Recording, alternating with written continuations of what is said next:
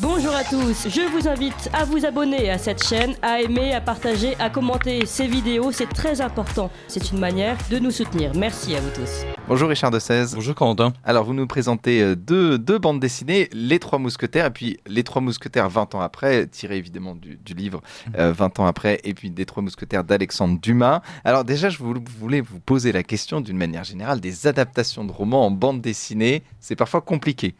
Oui. Dans un roman, voilà, il y a l'intrigue, le récit, la mécanique, la structure. Voilà, je suis en train de lire les mémoires de Woodhouse Plum aux éditions des Belles Lettres et on sent que lui, il est très attaché d'abord à la mécanique précise comique qui permet de dérouler toute l'intrigue. Mais il y a aussi le style. Chez Woodhouse, voilà, les dialogues absolument inimitables entre Jeeves et ses différents maîtres. Et on a chez Dumas, bien sûr, des intrigues d'une ampleur incroyable, avec des dizaines de personnages, mais il y a le plaisir des descriptions. Lorsqu'on passe en bande dessinée, on retient surtout la capacité d'imagination du romancier et la manière dont il fait surgir des images et que la bande dessinée actualise, mais on perd évidemment le plaisir du style. On n'est plus plongé dans la manière dont soi-même nous forgeons des images. C'est le dessinateur qui nous apporte les images qu'il s'est forgé lui-même. C'est un autre plaisir. Et évidemment, c'est une transposition complète d'une intrigue. On peut pas. Les adaptations sont entre guillemets systématiquement décevantes. Je crois qu'il y a quelque chose qui est pire que les adaptations de romans en bande dessinée, c'est les adaptations de bande dessinée en cinéma, qui, à mon avis, sont systématiquement une catastrophe absolue. On parle même sans parler du dernier Astérix et Obélix. Voilà, c'est parce que les voix ne sonnent pas juste. C'est mon cheval de bataille. Il y a eu Astérix et Obélix Mission Cléopâtre qui a cartonné, qui est un bon film. Notamment parce qu'Alain Chabat il fait de la bande dessinée. Voilà, le film est drôle, etc. Mais est-ce que véritablement Astérix a cette voix-là ? Est-ce que Obélix a cette voix-là ? Je ne crois pas. Alors, donc, là-dessus, est-ce que c'est réussi ou est-ce que c'est pas réussi ? Oui, c'est réussi. C'est réussi pour plusieurs raisons. D'abord, donc il y a le trio de Lalande, Prolongeau, Bidot, qui est aux commandes de l'histoire, a décidé d'être honnête et d'adapter ça en faisant un vrai travail solide de résumé de l'intrigue. N'oublions pas, c'est un album de 62 pages. Alors déjà 62 pages, c'est sympa parce que c'était le format des premiers Tintins. Il y avait 62 pages, puis après on est passé à 48 pages parce que ça faisait un cahier de 16 en moins. Donc c'était moins cher. Mais donc là, les éditions Plein Vent ont décidé de retrouver le format de 62 pages. Bon, c'est logique quand on adapte un roman de centaines de pages. Et il y a la volonté de respecter l'intrigue dans tous ses détours, en même temps de nous offrir des visions tout à fait aimables du Paris de Louis XIII. Et aussi, il y a cette capacité qu'ont les dessinateurs de bande dessinée à, bien sûr, nous envoyer des images stupéfiantes et, si j'ose dire, de révéler le potentiel de violence d'Alexandre Dumas qui nous décrit des combats, mais voilà, on nous décrit un combat, ça reste, si j'ose dire, policé et civilisé. Là, voilà, quand le sang coule et que les chevaux se cabrent et qu'on voit le sang qui jaillit des blessures, on est un peu dans du Peckinpah, et c'est beaucoup plus tangible, si j'ose dire. J'aime bien cette double planche parce que on voit bien d'un côté une bande dessinée, si j'ose dire, sérieuse et canonique avec le blanc qui permet de bien séparer chaque case, et brusquement on passe à une scène de violence où la case elle-même envahit toute la page et où une partie du récit est intégrée dans l'immense case qui en fait fait la planche elle-même. Et avec donc ce fondu au noir qui va jusqu'au bord, ce sont des cases très dynamiques, ce sont des planches très dynamiques. Il y a dans cette adaptation, voilà, le plaisir de nous montrer des détails, d'avoir des cavalcades, d'avoir des uniformes. La couleur générale qui est réalisée par une dame dont j'ai oublié momentanément le nom, voilà, Alice Bonneau, et d'une tonalité agréable, c'est-à-dire contrairement au film qui vient de sortir sur les Trois Mousquetaires, au lieu d'être plongé dans un jus de tabac noirâtre et brumeux et marronasse, là on a droit à des rouges qui sont vraiment rouges, à des verts vraiment verts, à des bleus vraiment bleus, vous m'avez compris. Comment sont les oranges? Les oranges vraiment oranges, je suppose. Formidable. Voilà. Et donc c'est une histoire qui va son train et qui respecte bien les intentions de Dumas, qui rend les personnages aimables, et les Trois Mousquetaires sont véritablement bien adaptés. Et alors, 20 ans après aussi, 20 qui ans marche après, bien. alors Parce que qui est moins connu, mais donc il y a les Trois Mousquetaires, Voilà. et puis après il y a Oui. on aurait dit le tome 2 maintenant. Mais 20 voilà, ans alors, après. et d'ailleurs, les éditions Plein Vent ont, si j'ose dire, lancé une marque, les Trois Mousquetaires, avec un graphisme typographié où on voit une épée qui surmonte les Trois Mousquetaires, et comme une épée en dessous, comme la seconde lame de l'épée en dessous, mais sans sa garde.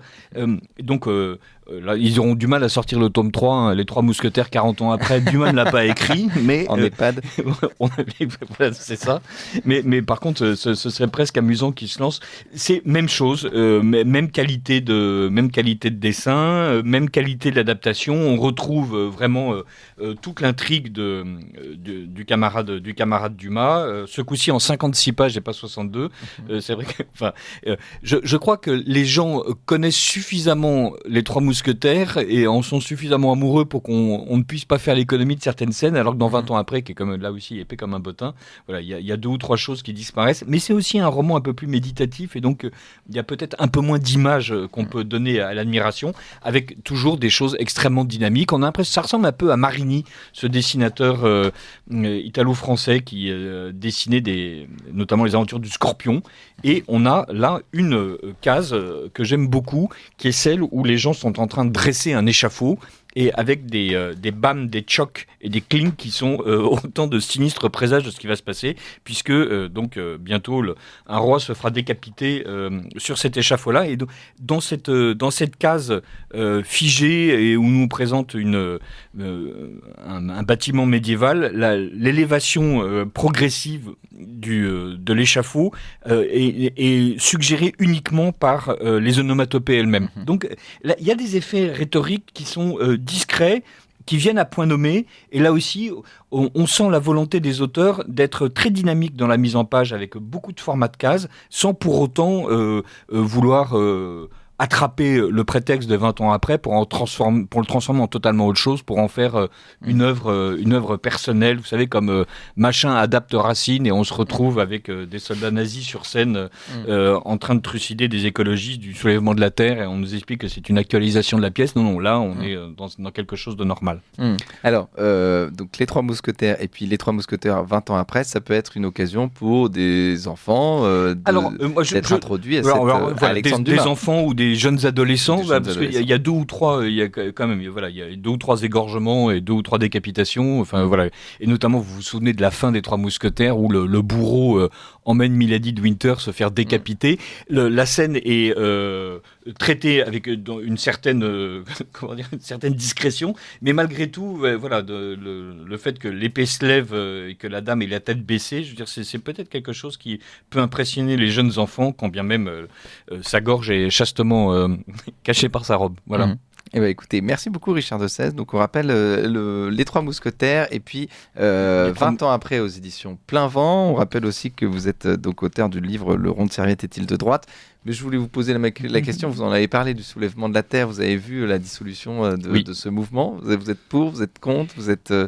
Ça vaut le coup ou pas? Alors les éco-terroristes sont-ils de droite? alors les éco-terroristes ne sont pas de droite. D'ailleurs, je ne sais pas si quelqu'un qui considère que terroriser la population plutôt que lutter véritablement contre l'ordre établi directement soit des gens de droite.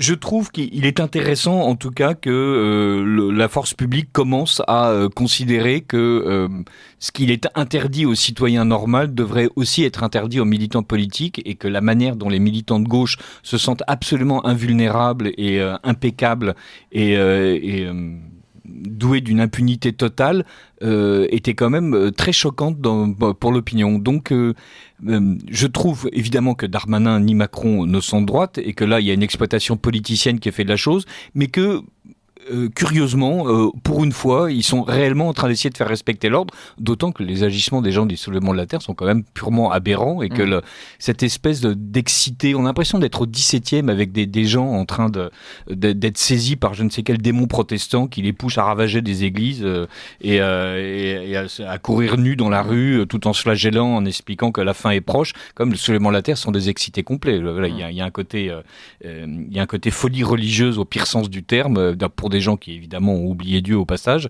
Là, ils sont en train de charrier tout ce que l'époque a de pire comme bigoterie enflammée. Donc c'est très très bien que Darmanin fasse en sorte que son travail soit fait, et c'est très très bien que les gens de gauche soient mis en face de leurs contradictions, voilà, quand on gifle Zemmour et qu'on lui crache dessus, que c'est quelque chose de bien, mais quand on dévaste totalement une exploitation où on est en train d'essayer de trouver des remèdes à la sécheresse, on nous explique que c'est très bien aussi. Voilà, ça paraît stupéfiant. Merci beaucoup Richard Dessès. Donc vous êtes notre partenaire Valeurs Actuelles et puis auteur du livre Le rond de serviette est-il de droite et En arrivant au paradis aux éditions du CERF. Merci Corentin. Merci à vous.